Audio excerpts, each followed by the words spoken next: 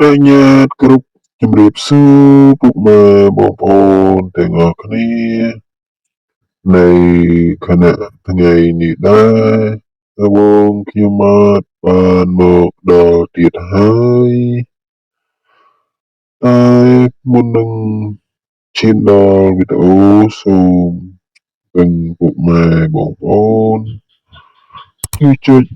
like និង subscribe ពាក់រូបកណ្ដឹងម្នាក់មួយផងដើម្បីទទួលវីដេអូថ្មីៗជារៀងរាល់ថ្ងៃផងដែរចឹងហើយកុំឲ្យខាតពេលយូរចូលស្ដាប់ទាំងអស់គ្នាបងឆ្នោតចេញអី69បងឆ្នោតចេញអី20កូនប